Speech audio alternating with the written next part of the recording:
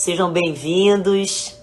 E hoje o assunto são as crianças e essa pandemia aí que a gente já está vivendo, né? Eu acho que é muito importante a gente refletir sobre os novos desafios da educação pós-pandemia, né? E o bem-estar das crianças em geral. E para poder falar disso, não tem nada melhor do que vir para essa live aqui quem entende realmente de criança, né? Aquela pessoa que a gente procura para nos orientar até antes dos nossos filhos nascerem, que é o pediatra, né? Que é outra profissão linda, né? E nobre. É ele que acompanha toda a saúde, todo o desenvolvimento dos nossos filhos, né? Quem socorre a gente em momentos de desespero, quando as crianças ficam doentes. Mas o pediatra que eu convidei para estar aqui hoje com a gente, nessa live, ele é mais do que especial. Além dele ter uma trajetória profissional assim admirável, ele é o pediatra do meu filho, do Kawai, que é o Dr. Daniel Becker. Ele é pediatra integral, especialista em homeopatia, ele é mestre em saúde pública da Fiocruz, na área de promoção de saúde, ele é médico do Instituto de Pediatria da UFRJ, ele é fundador do CEDAPS, que é o Centro de Promoção de Saúde, que é uma ONG com forte atuação social em comunidades populares. Ele é palestrante, é escritor, é consultor de empresas, fundações e agências governamentais e internacionais. E, além de tudo, ele é humanitário. Ele foi o primeiro médico brasileiro a trabalhar com a organização internacional, muito conhecida, Médicos Sem Fronteiras. Ele atuou em campos de refúgios na fronteira da Tailândia com a Camboja. E ele foi o único pediatra de um hospital que cobriu uma população de 35 mil refugiados, atendendo diariamente cerca de 200 crianças. Ele já trabalhou em 23 países, né? Não dá pra nem falar muito aqui, o currículo dele é tão grande que é uma loucura. Vamos lá, o que é a pediatria integral? Então é isso, é uma forma mais ampliada de olhar para a saúde, não só para a saúde da criança, mas o bem-estar dela em todos os sentidos, bem-estar físico, mental, social, espiritual, olhar para o contexto da família, trabalhar junto com a família e usar dois elementos fundamentais. Um é olhar para o futuro, olhar para não só para o presente, mas promover a saúde dessa criança. Então, trabalhar as grandes questões que hoje fazem essa criança ser mais saudável naquele momento e também no futuro. Então, é trabalhar com alimentação, com sono, com os hábitos, com consumo, e olhar também para o futuro coletivo, Dani. Porque quando a gente olha para uma criança, você tem que... Muitas vezes os pais fazem todo o possível, fazem o maior esforço para que essa criança seja saudável, preparado para a vida feliz, mas se eles não fazem um esforço no coletivo, o mundo onde ela vai viver vai estar um lixo. A nossa geração está roubando o futuro dos nossos filhos. Então a gente tem que também olhar para a questão ambiental, para a questão social, com muito carinho, porque isso vai determinar um mundo onde eles vão viver. E hoje eu vou te contar uma coisa. Não adianta mais ser pobre ou ser rico, o mundo lá na frente vai estar pior se a gente não fizer alguma coisa agora, em termos de posicionamento ambiental, em termos de posicionamento social, da gente favorecer a redução da desigualdade, favorecer a preservação da natureza, das florestas, do Pantanal, mudar o consumo energético. Então, eu tenho toda uma atuação, digamos assim, no coletivo, no político, tentando passar essa mensagem para as pessoas. Não adianta só dar a melhor comida, a melhor escola, cuidar do seu filho, estudar para ser um bom pai, uma boa mãe, se a gente vai deixar um mundo ruim para eles. Então, a gente tem que cuidar disso também, né? A gente tem que estar alerta para essas coisas, né? Tem que estar pensando também na pediatria ambiental, na saúde ambiental das crianças, reduzir o uso de cosméticos, reduzir o uso de plásticos na nossa vida, ter cuidado com os produtos químicos que entram na nossa casa, enfim, ter cuidado com os ultraprocessados, aquelas comidas industrializadas. Tem uma série de questões que são importantes no dia a dia das crianças e que vão se refletir no futuro. E a pediatria integral também tenta trabalhar com outras medicinas, digamos assim, que não apenas a medicina ortodoxa, a medicina convencional, científica, que é muito importante, que é claro, eu jamais deixo de usá-la quando necessário, mas também apelar, às vezes, para a homeopatia, para o floral, para coisas que eu estudei, e também para utilizar especialistas em áreas que eu não conheço, mas que são muito bons, como osteopatia, acupuntura, psicólogos, dentistas, psicopedagogos, enfim, essa pediatria que amplia os seus recursos também para resolver os problemas que essa família ou que essa criança apresenta. É basicamente isso. Isso foi um conceito que eu fui criando ao longo dessas vivências todas que você listou aí, desde o campo de refugiados, de trabalho de 20 anos em favelas, a gente vai compreendendo melhor, digamos assim, aquilo que produz saúde, aquilo que produz doença, e tenta se situar como um terapeuta, como alguém que intervém nesse campo dessa multiplicidade de recursos que a gente tem que utilizar, e pensando sempre na promoção da saúde, no futuro das crianças e no bem-estar delas. É isso. Agora você falou em tantos setores, né, que envolvem todo esse comportamento e essa nova forma de olhar a vida, né, de fazer suas escolhas e viver. Hoje a gente está numa era completamente nova, onde todo mundo se impactou, né, assim, e as crianças principalmente sentiram isso de uma forma muito forte, né? Que tipos de prejuízos você considera, assim, tanto no desenvolvimento emocional e físico, né? Problemas a longo prazo que essas crianças vão desenvolver em função de um isolamento social? Nós vivemos no Brasil esse negócio da pandemia de uma forma muito peculiar, né?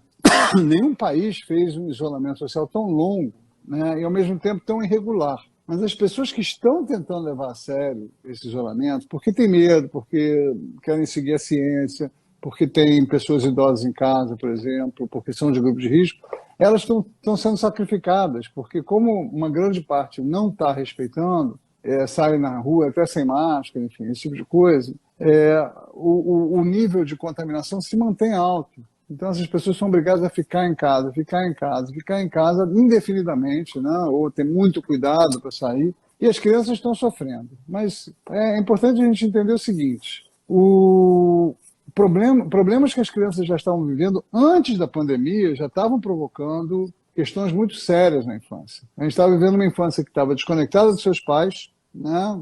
Muitas vezes uma criança via os seus pais meia hora de manhã, meia hora de noite, e o resto do tempo era babá ou creche, ou escola. As crianças estavam comendo muita comida industrializada, as crianças estavam muito confinadas em casa, sem sair de casa, emparedadas, porque as ruas são perigosas, porque tem medo de trânsito, tem medo de sequestro, tem medo de bala perdida, então fica em casa, dentro de quatro paredes, quando o lugar de essência da criança era do lado de fora, na natureza. Estavam muito consumistas, ser submetidas à publicidade demais, né? Porque as telas vêm com a publicidade demais, as telas deixam também, crianças 4, 5 horas de tela por dia, deixam o cérebro da criança pouco criativo, meio passivo, isso prejudica o desenvolvimento dela, e se for com muita frequência, até mais velhos, isso vai provocando problemas mais sérios, não só problemas de desenvolvimento, vai provocando sintomas comportamentais, regressão, problemas de aprendizado, irritabilidade, problemas de relacionamento, né? Não conseguir se relacionar, ficar muito introspectivo, não querer sair de casa, e aí depois, mais tarde, vem o cyberbullying, e vem dificuldades mais graves de relacionamento interpessoal, e aí vem a depressão, enfim, o vício nas telas, que é muito, aliás, muito bem retratado. Não sei se você viu esse documentário, O Dilema das Redes, fantástico, maravilhoso, né? E tem uma cena com aquela criança chorando porque ela recebeu um dislike, uma crítica, né, as orelhinhas dela. Aquela cena é muito, muito tocante, né? Os adolescentes, né, estão todos moldando muito o seu comportamento pelo que eles estão vendo na internet, né, como eles são julgados, né, pelo padrão de beleza. A gente está vivendo o maior índice de suicídio de pré-adolescentes na história. Você vê assim, que absurdo, né? Isso é uma coisa que tem chocado os pediatras, porque esse aumento foi em 5 anos foi de mais de 40%, né? Então, quando uma pré-adolescente, uma menina de 9 ou 10 anos, ela pensa em se matar, gente, a gente tem que parar tudo e olhar o que está acontecendo. Toca a sirene, porque não é possível. Exato. Uma criança de 9 anos está no começo da vida, no auge da sua energia, da sua vontade de descobrir o mundo, descobrir a vida. Como é que ela pode pensar em acabar com a vida, né? Então tem uma coisa muito errada. Alguns desses fatores, aí tem um processo também que eu chamo de adultização, né? Que é crianças que com 8 anos não querem mais brincar, têm vergonha de brincar, estão em 7, 8 aulas diferentes por semana, porque os pais acham que isso vai fazer com que ela seja um executivo de sucesso, em escolas com 12 horas de turno, mais dever de casa, mais não sei o quê, que só pensa em Enem. Você vai adultizando aquela criança, ela vai virar um executivo em treinamento. Ela tem que fazer uma aula de yoga porque está muito estressada, né? Parece um executivo. E você acha que esse desajuste todo está acontecendo pelo fato dos pais estarem terceirizando seus papéis, que sejam para a escola, ou para babá, ou para os dispositivos de internet? Seria Não, essa a esse é razão? um dos problemas, esse é um dos fatores, né? Se junta a isso a questão do confinamento, da má alimentação, do excesso de telas, da adultização, da superproteção, muitas vezes, da negligência, dessas escolas também muito tradicionais e muito massacrantes. Então, tem toda uma série de fatores que fazem com que a infância esteja passando por um período de mal-estar, de opressão. Aí o que acontece? Na pandemia, quando você encerra essas crianças mais em casa, acontecem dois fenômenos, um positivo e um negativo. O positivo é que elas começam a conviver com os pais muito mais, né? Muitas delas tiveram surtos de desenvolvimento, bebês que começaram a falar, que começaram a andar, crianças mais velhas que conseguiram desfraldar em um mês e que não estavam há um tempão Olha, tentando, que aprenderam a ler mais rápido, que começaram a falar loucamente, eloquentemente, coisas muito bacanas, pelo contato com os pais, simplesmente porque o território fundamental do desenvolvimento da criança, inicialmente, essa criança mais nova, é o vínculo com os seus pais, é a conexão, é o amor, é o afeto, o olho no olho, que estava rarificando antes da pandemia. Então, esse é o aspecto positivo. Agora, tem muitos outros aspectos negativos. Você tem, primeiro, que esse convívio ele foi feito no momento em que os pais estavam super sobrecarregados. Que, além de cuidar de filho, tinha que trabalhar, muitas vezes, dois online, ou até um fora, um dentro. Os pais mais pobres, muitas vezes, em serviços essenciais, com as crianças jogadas em casa, muitas vezes sem ninguém para cuidar, sobrecarregados com tarefas de casa e ainda sobrecarregados com a escola online, porque o único alívio que a gente tinha, que era botar o filho na escola para a gente poder ter um pouco de liberdade de cuidar da vida, acabou. acabou. Então, as crianças representavam também um peso para esses pais, mais uma sobrecarga. Os gestores de empresa muitas vezes não compreendem isso, não têm empatia com essa situação e estavam lascando em cima de pais e mães trabalhando aí até 8, 9 horas da noite, fazendo reunião em horário de almoço e não querendo saber e demitindo porque aparece uma criança na tela, porque a mãe tem que sair correndo porque a criança está chorando, enfim. Então, primeiro esse estresse, né, que vai custando caro para a criança. Segundo, de novo, a questão do confinamento mais acerrado ainda. Ela não pode sair de jeito nenhum, ela tem que ficar em casa, sofrendo por causa de medos. Esses adultos também estavam com medo, estavam com estresse, e as crianças absorvem esse medo também, né? E elas sentem esse medo, só que elas vão dizer, eu estou com medo que o meu avô morra, eu estou com medo que o meu pai perca emprego. Não, ela não consegue Distinguir, né? concretizar isso. Exatamente, ela não consegue nem entender esse medo, nem verbalizar de forma correta. Então, uma criança de 3 anos, o que é que ela vai falar? Estou com medo do monstro. Estou com medo do crocodilo que tem embaixo da minha cama, ele vai me comer. Aí você vai olhar Ela debaixo da cama dele para externiza isso de tranquilizar. outras formas, né? Exatamente, ela começa Dentro do mundinho dela. Uhum. isso, dentro da fantasia daquele mundo infantil. Mas aí você vai olhar Nossa, que esse jacaré interessante isso que você está embaixo falando, da você tá vendo? cama. Às vezes a gente achando, não, é a idade da criança. São os pais cheios de medo, cheios de ansiedade, e a criança, da forma dela, começa a desenvolver o mesmo sentimento, só que da forma lúdica dela, né? Você imagina uma criança de 3 anos, vendo os dois pais super sobrecarregados, brigando um com o outro, né?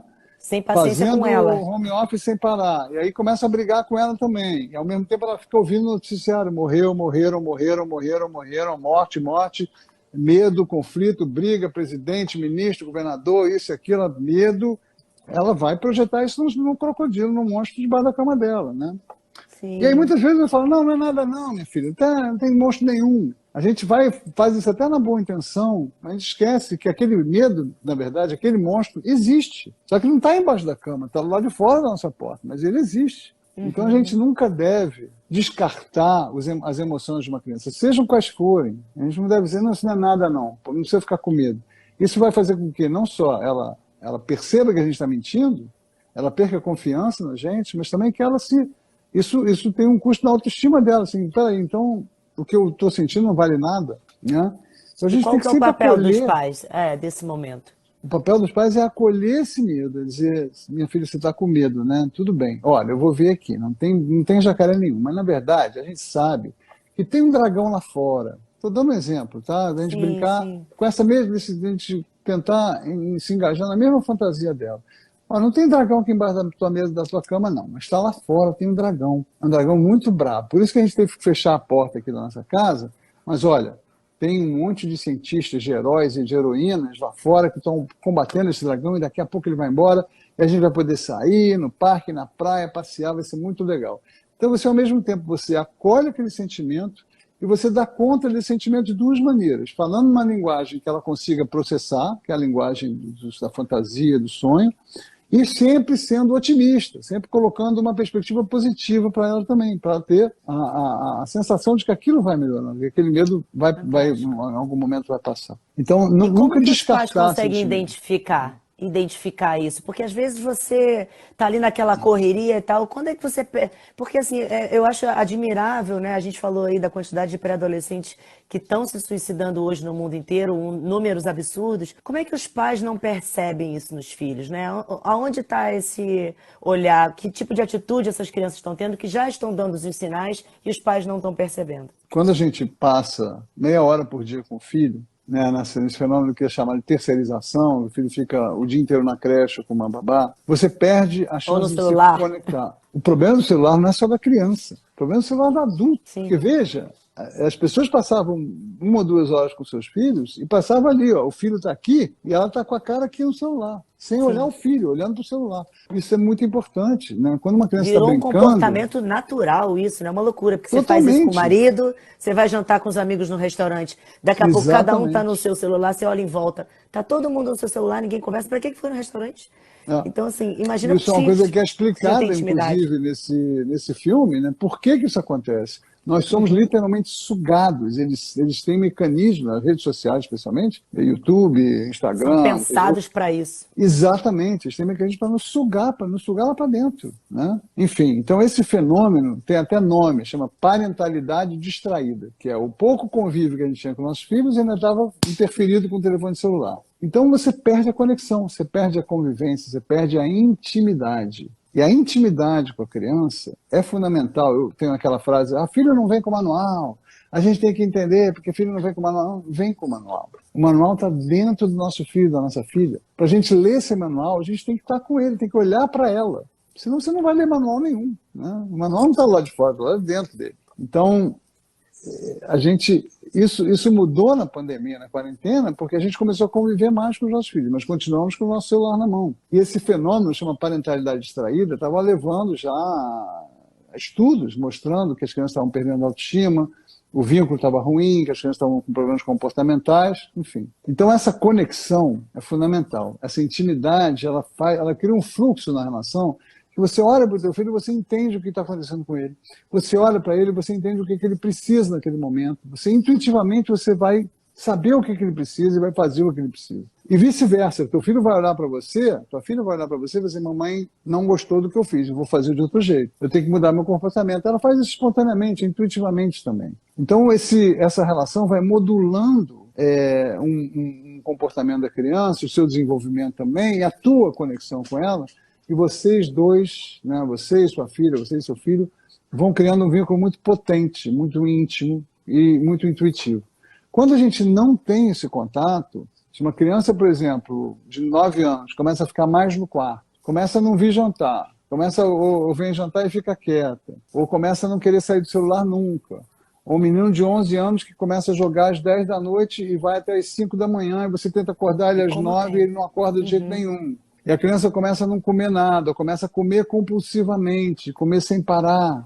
E aí você chama ela para sair, vamos sair porque vai ter um encontro na casa da tia agora, só vai nós e a tua tia e vai ter o teu primo. Não quero ir, quero ficar em casa, quero ficar no meu celular.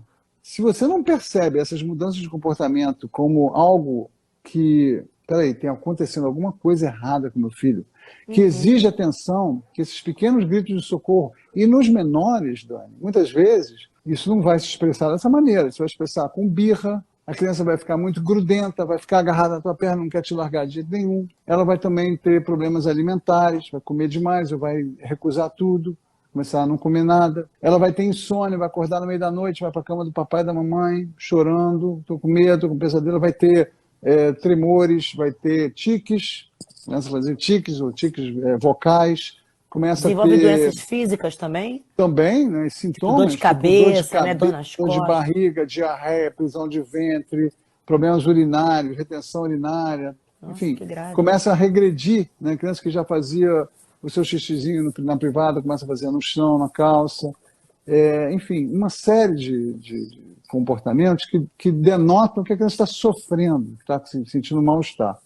Então, essas crianças precisam de atenção, precisam de carinho, precisam de afeto, precisam de acolhimento, de aconchego, de atenção. Mais atenção do que a gente costuma dar. Eu poderia dizer que hoje...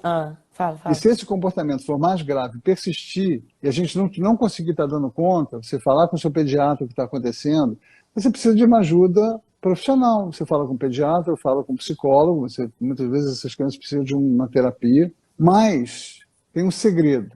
Vou pedir para vocês fecharem os olhos, que vocês vão descobrir o segredo sozinhos. Fechem os olhos e imaginem crianças felizes e saudáveis. Fechem os olhos e imaginem essa cena. Crianças felizes e saudáveis. O que vocês estão vendo? Qual é a cena? Ok. Eu tenho certeza, podem abrir os olhos, eu tenho certeza que ninguém viu criança olhando no celular, que ninguém viu criança fazendo dever de casa, nem na escola. Vocês viram crianças brincando num parque. Tenho quase certeza que 100% das crianças viram essa cena.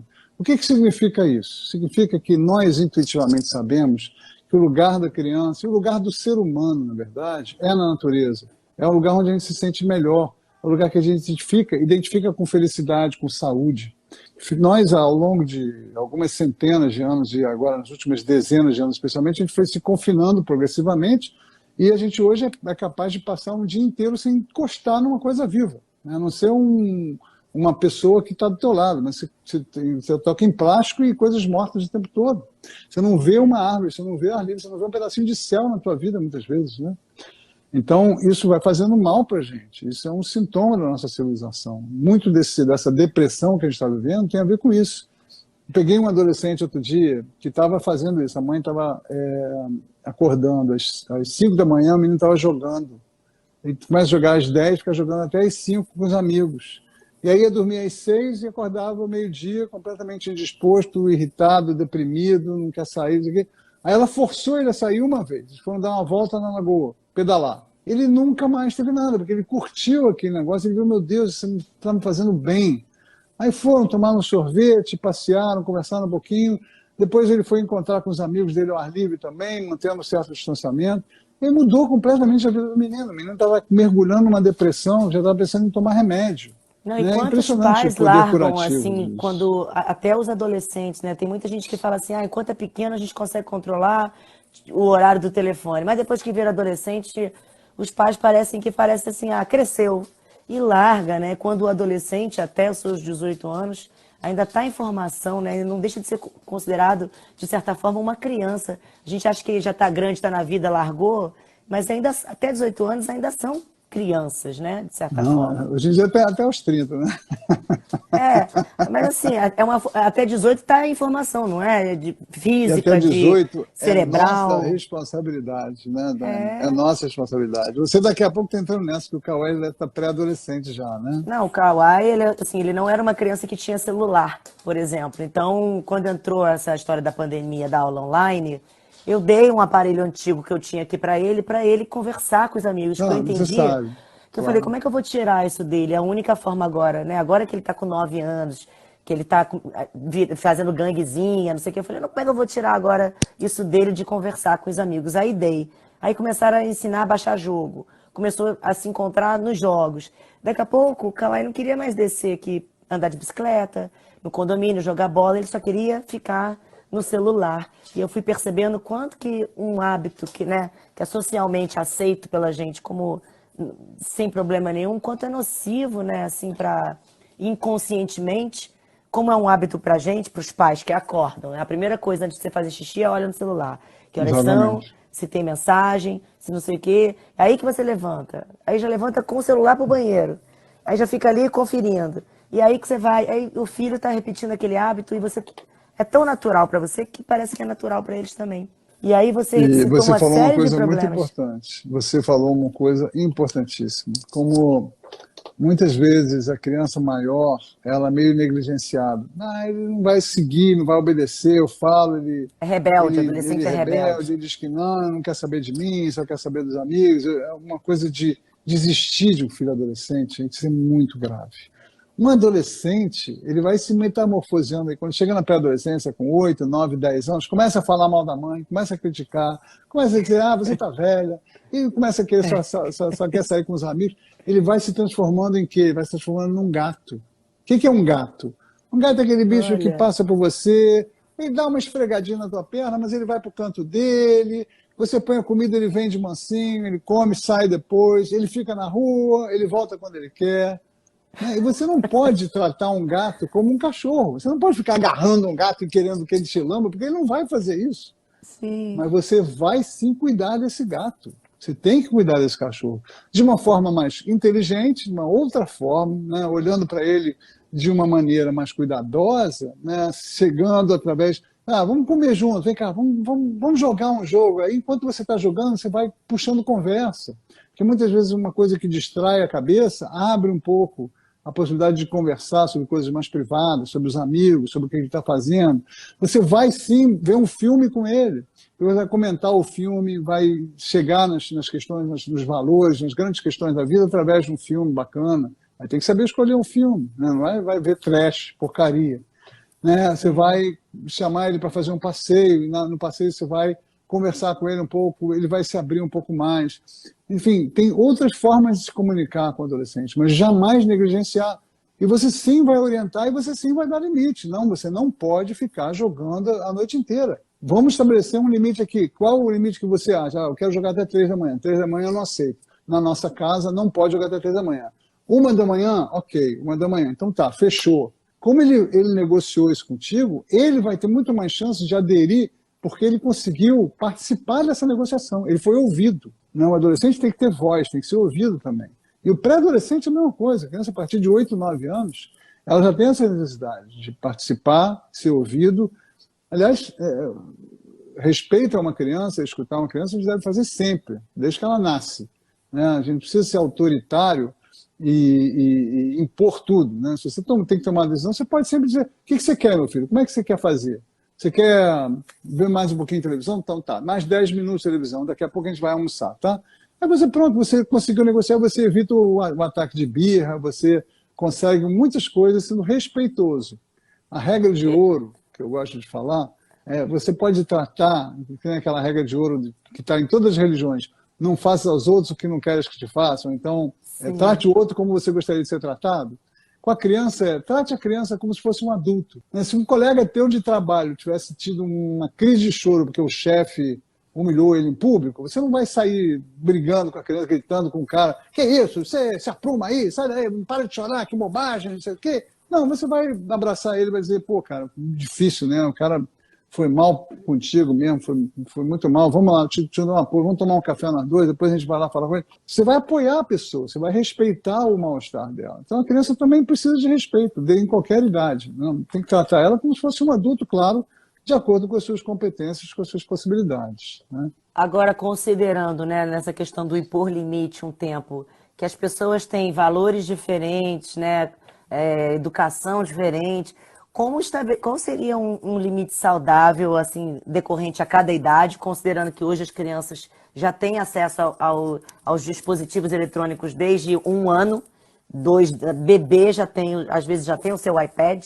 já não é mais a chupeta, é o iPad, né, a chupeta digital. Então, como estabelecer um limite, né, quando as pessoas não têm, ou se solicitar por negociação com o adolescente, sabe que o adolescente não tem noção, né? Tem Sim. um padrão aí, mais ou menos, de quantas horas? Você falando especificamente em relação ao uso de A telas telas. e tal. Né? Porque acho que é o brinquedo, né, mais desejado, acho, assim, que é difícil competir. Né? E é o que o mercado está impondo, é o que todas as tempo crianças estão inteiro. querendo, é o que a publicidade está vendendo. Né? É onde é o ponto de encontro hoje. Hoje os amigos marcam o ponto de encontro no dispositivo, não é no lugar, né? Vamos se encontrar, não.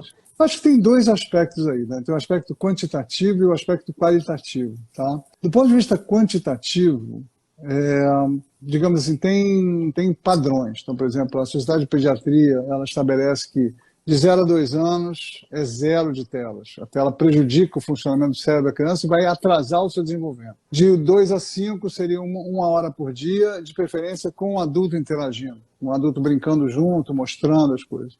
De 5 a 10 pode chegar a 2 horas, na adolescência pode chegar a 3. Eu acho que está mais ou menos nisso, pequenas variações. É claro que na quarentena a gente perdeu esses limites. Não há quem consiga, tendo que cuidar de home office, estando sozinho, sem apoio, ficar tirando a criança da tela. Mas tem alternativas, tá? O que a gente pode fazer para evitar os abusos absurdos, os excessos que são muito nocivos? Primeiro, é isso que a gente estava falando aqui, criar um contrato. Então, por exemplo, você tem pai e mãe em casa, os pais discutem, olha, gente, como é que a gente quer? Como é que vai ser os nossos valores? Como é que vai ser a nossa conduta em relação a telas, televisão? Isso implica televisão, celular, tablet, computador, tudo, tá? Quantas horas de tela a gente quer que os nossos filhos consumam? Então vamos chegar aqui a um acordo. A gente aceita, digamos, uma criança lá de 6, 7 anos que fique 3 horas por dia. Então ele vai chegar lá, filho, vamos fazer uma reunião aqui na hora de jantar. Tá? Todo mundo desliga o celular, vamos conversar. Vamos fazer um contrato. Porque isso faz a gente escapar daquele varejo do dia a dia. Agora eu quero, não, me dá, não sei o quê. Se joga no chão, aí joga o celular no armário, e briga, Fica não sei o quê, agressivo, gritaria. né? Fica. Então, se ele, de novo, se você vem com uma proposta, ó, nossa casa, a gente discutiu, a gente quer te dar 3 horas, o que você acha de 3 horas? Ah, não, eu quero 4. Então tá bom, 3 horas e meia. Ah, tá bom, 3 horas e meia. Quando você quer usar? Eu preciso usar de noite porque meus amigos estão jogando de noite, de 9 até meia-noite. Ok, então de 9 à meia-noite só, você não vai poder usar durante o dia. Ah, não, mas eu quero... Então tá, então fica 2 horas à noite, fica 1 hora depois do almoço. Mas você vai negociando. E você vai impor, por exemplo, vai conversar com ele, vai ter horários sagrados, por exemplo. Na hora da refeição, é a hora que todo mundo se encontra para conversar, para brincar, para contar piada, para fazer um jogo. Ninguém tem celular, todo mundo, aí vale para os adultos também. Não pode, por exemplo, criança menor, não pode ter celular, não pode ter computador no quarto dela. Ideal que tenha numa área comum. Computador ok, porque tem a escola. Agora e com a tal. escola, nossa, até a Exatamente. carga horária da escola é super... O Kawai é Mas, de ó, 8 às 4. 8 da manhã às 4 da tarde, na Nossa! tela do computador. De 8 às 4 escola? Isso é um Escola exagero. online. Nossa Graças Senhora. a Deus, essa terça-feira, essa semana, começou as aulas presenciais. Presenciais. E aí tá. vai vir um outro assunto, que eu até vou falar com você daqui a pouco, porque assim, começou o motim de quem vai, quem não vai, que medo, Isso, quem vai também é uma liberar. outra questão. Mas assim, eu já Mas sinto olha, que ele tem um acesso à televisão no quarto de tela criança, eu super recomendo gigante. nunca colocar. Televisão em quarto de criança, jamais. Criança vê televisão na sala. Porque senão ela acorda de O dia madrugada e inteiro. fica Fica o dia inteiro, a noite inteira. a noite toda, você perde o controle. Enfim, então negociar um contrato, e pode inclusive botar esse contrato num papel, assinar todo mundo, bota esse papel na geladeira, não precisa nem ser digital, pode ser no papel. Então com isso, de novo, você trouxe a criança para negociar, ela foi ouvida e ela tem mais chance de aderir de fato àquele contrato, sem brigar, sem ficar pedindo. Segunda coisa, nesse contrato deve constar não apenas o tempo de tela, mas o tempo de não tela. O que ela vai fazer além da escola? Uma criança menor ela tem um monte de coisa. Ela pode brincar de Lego, de desenho, ela pode brincar de massinha, de pintura, pode ler, ela pode brincar de fazendinha com os bonequinhos de bicho, com uma casinha com bonecos, com carrinhos, enfim. Tem inúmeras. Pode jogar tabuleiro com vocês. Muitas vezes os pais não conseguem, mas mesmo a criança sozinha ou com seu irmão, tem muitas alternativas de brincadeira. A gente não pode esquecer que existe brincadeira, gente. Brincadeira de verdade. Que é muito mais produtiva para o desenvolvimento da criança, muito mais geradora de bem-estar e felicidade do que a tela. Tá?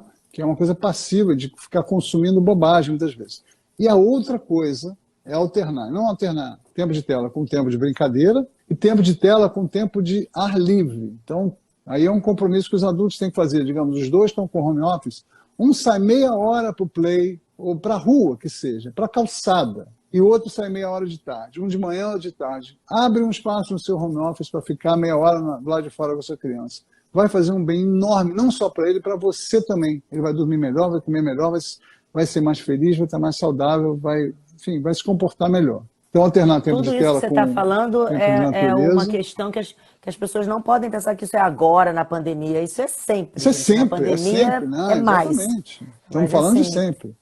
Até porque o home office chegou para ficar, né? Muita gente vai permanecer aí meses em home office. E a outra coisa, gente, além da coisa quantitativa e dessa alternância do contrato, é o conteúdo. Uma coisa é você ficar escutando durante 2 horas uma youtuber de 8 anos falando besteira no YouTube e descascando brinquedo, desembalando brinquedo. É uma coisa chamada unboxing, né? Que é o pior tipo de propaganda vício louco infantil. também. Aquilo é uma coisa doida. A criança fica hipnotizada olhando uma menina desembalar uma Barbie e dizer que era muito legal, maravilhosa. Enquanto isso, a Mattel está ganhando bilhões e você está estragando a cabeça do seu filho. Então, só finalizando, é lembrar que a gente pode se preocupar com o conteúdo que os nossos filhos veem também. A gente tem que olhar, inclusive, o que os adolescentes veem nas telas para poder orientar eles melhor, fazer uma espécie de curadoria do conteúdo que eles estão consumindo nas telas, né? A gente se torna o que a gente consome, né? Se você come só porcaria, você vai engordar e ficar doente. Se você consome só porcaria na internet, aquilo vai fertilizar o teu cérebro com coisa ruim, você vai se transformar aos pouquinhos numa pessoa que vai refletir aquilo que você está enxergando, que você está consumindo, né? Isso vale, inclusive, para as fake news, para os grupos de WhatsApp, né, fechados, que estão difundindo fake news assim, horrorosas, né, fazendo a gente ficar cada vez mais separado, intolerante e violento. Olha só, em relação à volta à escola, o que nós sabemos hoje, o que os últimos estudos estão indicando? É claro que os estudos mudam o tempo todo, os estudos se contradizem, tá? Mas, a grosso modo, a maioria dos estudos aponta para que as crianças transmitem menos que os adultos, especialmente as crianças pequenas. Elas não adoecem gravemente, a não ser muito raramente. Tá? Crianças, quando o vírus é o influenza, o vírus da gripe comum, as crianças são as principais vítimas. Elas adoecem muito e transmitem muito também.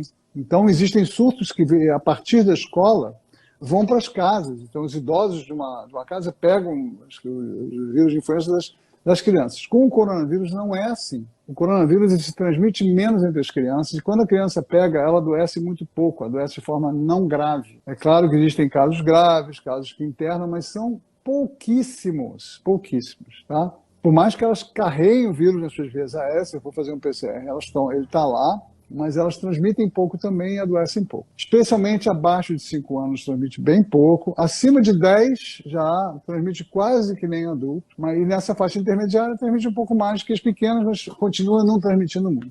Então, a escola é o último lugar que deveria ser fechado. Deveria estar fechado o shopping center, podia estar fechado as festas, os casamentos, o estádio de futebol. Academia, muita tudo, coisa, academia, Deus. Cabeleireiro, loja, não sei o quê, tudo pode estar fechado, mas a escola não deveria ter fechado nunca. Quer dizer, a não ser nos momentos de maior pico. E agora que, especialmente nos lugares onde está uma certa estabilidade de transmissão, né, como por exemplo no Rio de Janeiro, houve uma queda importante, aí teve um refluxozinho, agora parece que está estabilizando de novo no nível razoável. A escola precisa funcionar, a escola é um serviço essencial, porque a escola não é só um lugar onde a criança vai aprender matemática, português e história. A escola é um lugar onde ela vai se formar, onde ela vai aprender a socializar, onde ela vai brincar, onde ela vai se encontrar. É o espaço público fundamental dela, é o lugar onde ela aprende a funcionar nesse espaço público, aprende sua função. Ela aprende muito mais, às vezes, nos encontros, no corredor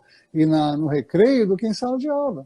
Além disso, ela tem essa figura do professor, da professora, que é tão importante na vida dela, uma figura de orientação não parental, que você vê, as crianças estão morrendo de saudade dos professores e vice-versa. E o que acontece? As crianças da escola pública, que são as crianças mais abandonadas, justamente, que estão em ambientes extremamente nocivos e pobres em estímulo, muitas vezes sem cuidador, né, sem cuidado, né, expostos a uma cidade violenta lá, expostos a questões de acidentes domésticos também, acidentes na rua, né? E muitas vezes graves negligências, né? Porque as crianças com menos condições financeiras não tem a babá em casa, né? Para estar lá, então a criança fica sozinha mesmo cuidando da casa quando não fica largada na rua, né? E sem ninguém para olhar ela. Muitas vezes uma criança de 6, 7 anos, que não tem muita noção. E essas crianças da escola, para elas, é mais do que as crianças mais pobres, é mais do que um lugar de aprendizado, socialização, brincadeira e crescimento. É um lugar também de segurança. É um lugar onde ela vai ter comida. Muitas vezes essas crianças não têm o que comer. Elas vão comer a única refeição na escola.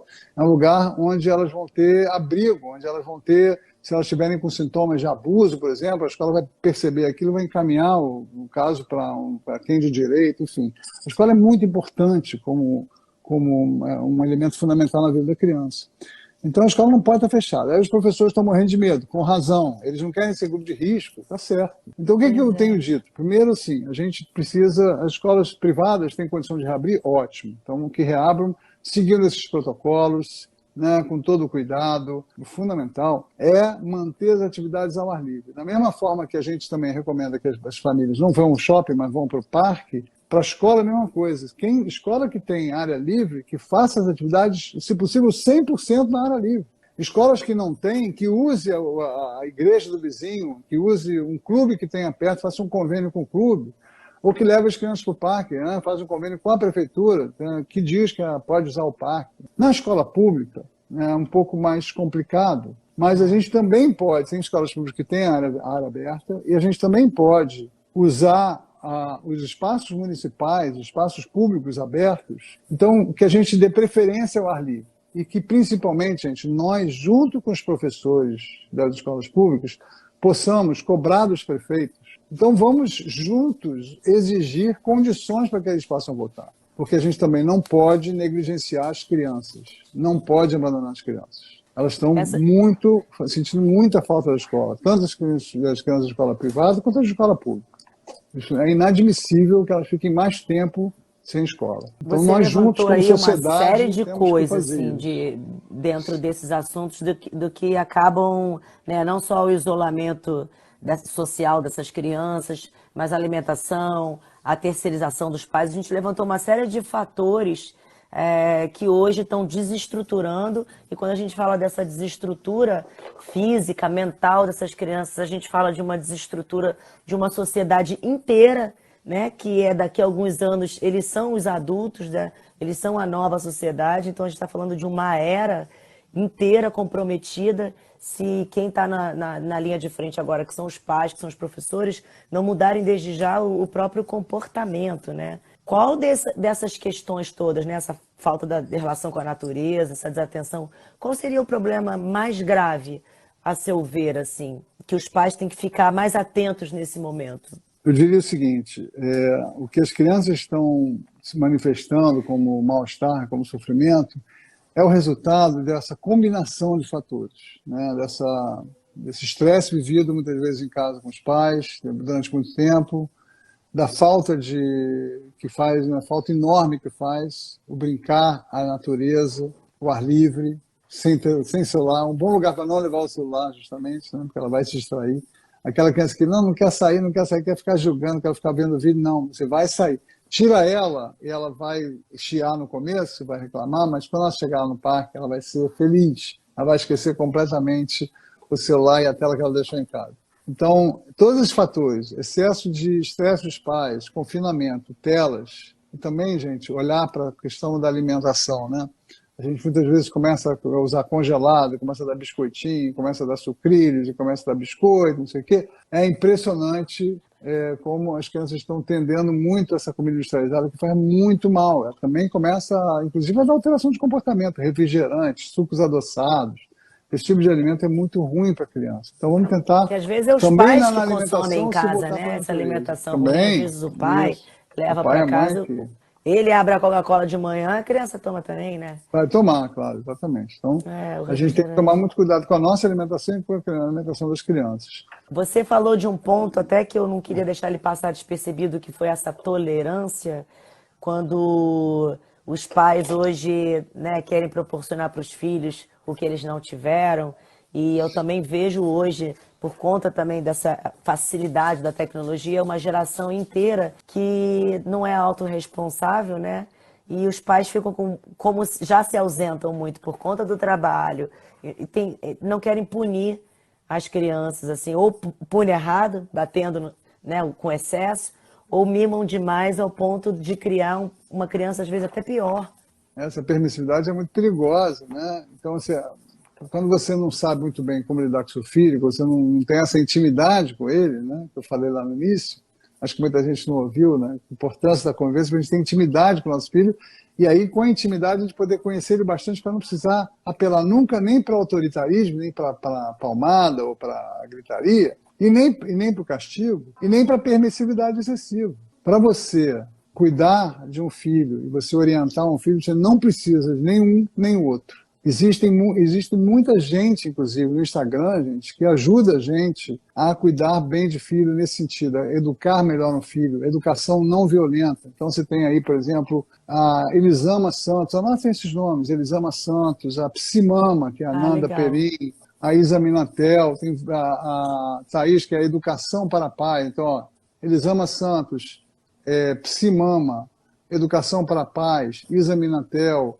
tem Ah, eu vou muita te pedir para gente. você me passar esses nomes Eu até passo para depois, você. que quando eu Passo. postar lá no feed, quando eu postar essa live lá no feed, eu vou botar esses nomes para as pessoas Tá clicarem e ótimo. encontrarem.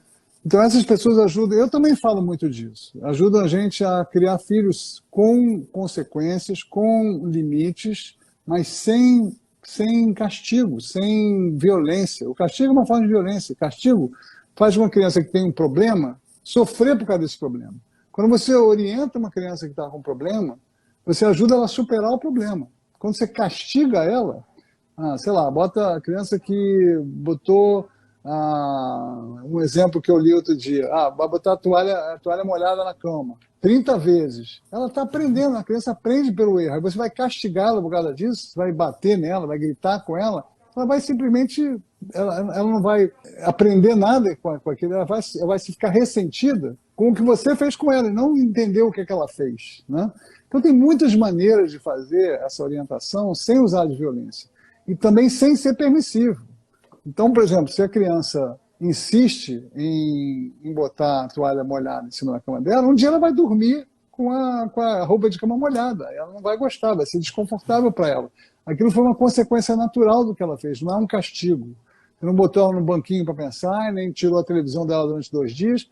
Aquilo ela não vai aprender. Ela vai aprender com a consequência natural de alguma coisa. E principalmente com a orientação, com uma autoridade respeitosa, com uma autoridade que fala baixo, que fala serenamente. Você não precisa gritar para conseguir fazer uma criança te obedecer, né? Você pode dar consequências e orientar com respeito, com carinho, explicando as coisas, mesmo uma criança pequena. E uma criança que tem birra, gente, uma criança de 1 ano e meio, que se joga no chão, que quer bater na gente, 2 aninhos, isso não é, a criança não é malvada. A gente tem uma cultura que vem lá da Europa, que vem dos países anglo-saxões, da Idade Média, da Igreja Católica, lá da Idade Média, que a criança é fruto do pecado original e que ela é um demônio que tem que ser domado. Se eu não bater nela com violência, com a vara bíblica, ela vai ser um demônio, vai te dominar, né? A criança é um ser, é um aprendiz, ela está entendendo o mundo e ela não tem controle sobre os seus sentimentos. Ela está tentando conhecer o mundo e tentando entender o que ela está sentindo. Então, a gente pode sempre acolher as emoções dessa criança e ajudá-la a entender, a superar, entender as reações dela. Deixa eu só trocar aqui. Está ouvindo? Vou Eu tirei o aproveitar e fone. falar aqui com. Tô ouvindo, aproveitar e avisar aqui a galera que está perguntando. Sim, a live vai tá salva no feed. A gente vai ter até que. Daqui a 2 minutos será encerrar essa live para eu conseguir salvá-la inteira. Ela vai ficar salva lá no feed. Eu vou acrescentar também esses nomes que vocês estão perguntando. Eu vou acrescentar. O doutor Daniel vai me dar. Eu vou botar tudo lá para vocês. Tá, gente? Para vocês acessarem. E assim, bom para entender, né? Que a gente falou aqui muito de tecnologia. Mas o problema em si não é a tecnologia, é como a gente lida com ela. Então, são os nossos excessos, porque tem coisas incríveis na internet, tem cursos fantásticos, é uma oportunidade gigante de você ter acesso ao mundo inteiro em um clique. Então, tem o seu lado bom também, é a nossa postura que escangalha isso, né? São os nossos excessos. Não, e olha, doutor Daniel, a gente tem que fazer outras lives dessas, porque são muitos assuntos, cada assunto é muito vasto, e assim, eu sinto cada vez mais que os pais também estão tentando fazer o seu melhor, e muitas vezes a gente não sabe mesmo o que fazer, como fazer, a gente vive realmente numa era em que a gente tem até um excesso de informação, cada um pensa de uma forma, e cada um tem a sua forma de educar seus filhos, obviamente, cada um tem o seu jeito, mas quanto mais a gente se informar, né, mais opções a gente tem e a gente pode ir testando ali dentro de casa o que funciona com o nosso filho, né? Olha, eu fiz ontem, eu gravei um episódio de um podcast chamado Mamilos, que é um podcast sensacional que tem no Spotify. Mamilos, nem Mamilos são duas mulheres, é muito legal esse podcast. E eu falei junto com a Elisama Santos, falando sobre educação não violenta, exatamente sobre esse tema, que foi muito legal. Recomendo para todo mundo ouvir. Ah, vamos fazer uma live só disso, dessa questão da educação não violenta, porque é um hábito que vem assim familiar às vezes, né? Vem do pai que passa por, né, a avó. Eu quantas chineladas eu tomava da minha avó, que passa para a mãe que apanhou, que bateu. E assim, eu escolhi nunca bater no Kawai. Então vou tentando encontrar minhas alternativas que nem sempre são as melhores. Tipo, hoje, por exemplo, eu peguei o Kawai, eu apaguei um joguinho do celular, ele escondido botou de volta. E aí eu peguei ele no flagra. Aí ele tentou esconder o celular, não sei o que, eu tomei dele, vi que ele voltou com o joguinho e falei, Kawai. Aí eu falei, que castigo que eu vou dar pra ele, né? Porque eu não bato Kawai, não sei o que. Eu falei pra ele escrever uma frase. Escreve a frase que não vai me mentir pra minha mãe. Aí minha irmã falou assim, que coisa antiga escrever frase. Ele já tá com 9 anos, redação. Aí fiz ele escrever uma redaçãozinha, ele escreveu o que tá a coisa mais linda da redação. Que no primeiro ele fala o porquê que ele me enganou, depois as consequências que ele teve, e no último parágrafo ele botou qual é o comportamento que ele tem que ter. Assim, eu quero guardar essa cartinha que ele fez o resto da vida. Mas gente, assim, ele que maravilha. entendeu. Que história linda, Dani. História linda. Você não castigou ele, você fez pensar no que ele fez e aprendeu alguma coisa de forma absolutamente respeitosa, amorosa, empática. Né? Quem é que nunca enganou pai e mãe aqui na juventude? Né? Quem é que nunca tentou fazer alguma coisa que fosse boa para si, sabendo que não era o certo, que não era o esperado? Né? Toda criança faz isso. E a gente se sente melhor também, porque os pais que batem também se sentem mal. Eu tenho certeza que eles se arrependem, mas ficam naquela, né, de que acham que é a única forma de dar um jeito, né? Exatamente. A gente fala, a gente bate muitas vezes, a gente briga, ou grita, ou põe de castigo, porque foi a forma que a gente aprendeu a fazer, porque fizeram com a gente. Então a gente faz isso meio de reflexo. Em vez de criar pessoas que sobreviveram, filhos que sobreviveram à sua infância, eu sobrevivi, sou uma pessoa do bem. Você pode, em vez de criar um filho que sobreviveu à sua infância, você pode criar um filho extraordinário por causa da infância que teve. Você pode criar um menino maravilhoso, uma menina genial, feliz e bem-sucedida por causa de uma infância onde houve respeito, onde houve empatia, onde houve escuta, onde houve afeto e abraço, onde houve convivência, onde houve toque e vínculo, onde houve natureza e brincar, onde não houve excesso de competitividade, excesso de violência, excesso de tarefas e deveres de casa e aulinhas, onde não houve excesso de telas, onde houve uma alimentação saudável. Tem muitas coisas que a gente pode fazer pelos nossos filhos e não são coisas tão difíceis, tão complicadas. É só a gente não seguir essa boiada que tranca filho em casa, que bate em filho, que bota filho numa escola horrorosa, tradicional, bota depois de 30 aulas de reforço escolar, que não sei o quê, porque não vai bem, ou que a criança ou que alimenta o filho muito mal, ou que deixa o filho ficar 6 horas no celular, e aí acaba a criança se sentindo mal, sendo rebelde, ou indo mal na escola, ou não dormindo mal, não sei o quê, por causa de tudo. Aí o que faz? Dá remédio. Vamos dar Ritalina, vamos dar calmante, vamos levar no neurologista, no psiquiatra, porque ela está precisando ser medicada. Isso é a pior coisa que a gente pode fazer. A gente pode mudar a vida dessa criança em vez de ficar dando remedinho para ela se comportar como a gente espera. Ela vai se comportar melhor, vai ser mais feliz e vai ser mais saudável, e, portanto, vai ser um adulto mais feliz e mais realizado se a gente oferecer uma infância boa para ela. E aí ela não vai precisar se suicidar. Uma criança que tem uma infância legal é um adolescente mais feliz, mais bem relacionado, mais capaz, e um adulto mais realizado também. Uma criança que não tem infância, uma criança que vive uma infância infeliz, violenta, sob estresse de falta de convívio, sob estresse de excesso de telas, sob estresse de confinamento e de excesso de tarefas, uma infância que não é mais infância, é quase uma vida adulta, um treinamento, essa criança vai ser um adolescente infeliz e um adulto infeliz também. Então vamos olhar para as crianças agora, para que eles sejam crianças mais felizes. E, de novo, só para encerrar, eu acho que a gente também vai estourando o tempo, lembrar, gente, que, de novo, a gente pode fazer o máximo para fazer nossos filhos serem muito felizes, criá-los muito bem, mas se a gente não olhar para a questão ambiental, eles não vão ter um mundo para viver, para serem felizes. O mundo onde eles vão estar vai ser muito ruim, então não vai dar para ser feliz nesse mundo. A gente pode prepará-los para esse mundo, a gente não vai conseguir. A gente tem uma frase que eu gosto também, que é: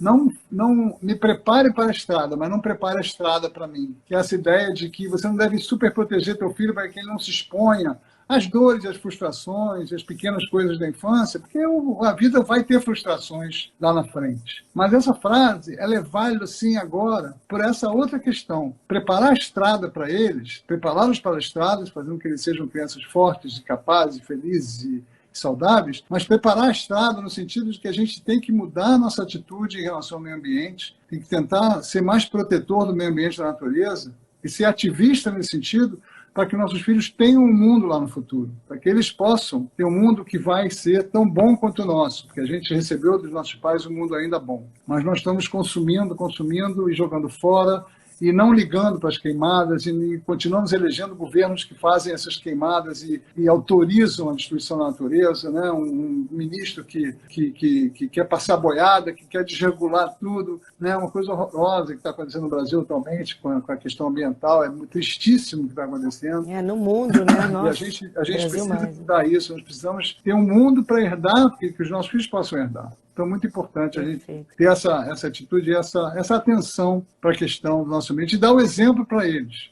E, aliás, só para terminar, um bom exemplo é esse, a gente levar nossos filhos para experimentarem uma natureza viva. Porque uma coisa é, quando você experimenta uma cachoeira, quando você leva uma criança para ver um pôr do sol no mar, para pegar uma onda, para levar um coice de uma onda, para passear numa floresta, né, para fazer uma caminhada, essa criança vai experimentar a natureza, vai experimentar um amor por aquilo incrível, porque não há quem não ame. Então a natureza precisa da presença das crianças também, porque quando elas crescerem, elas vão poder defender aquilo que está dentro delas, aquilo que elas amam. Ninguém deixa destruir uma coisa que ama. Então, mais um motivo para a gente levar essas crianças para a natureza. Eu gosto muito desse slogan que eu criei, criança já para fora, criança para a rua, para a natureza, para o parque. E assim serão adultos construtores do mundo, né? Doutor Daniel, muito obrigado. Eu tenho que fazer 1.050.000 lives com você sobre assuntos diferentes. Obrigado pelo convite, obrigado. Desculpe aí esses incidentes todos, mas acho que a gente conseguiu ter uma ótima conversa. Foi um prazer conversar com você. E quando precisar, estamos aí, Dani. Se quiser mais melhor conversa, nas lives que nos consultórios. Isso, exatamente. Na internet, na Beijo. Tchau, querida. Valeu. Tchau.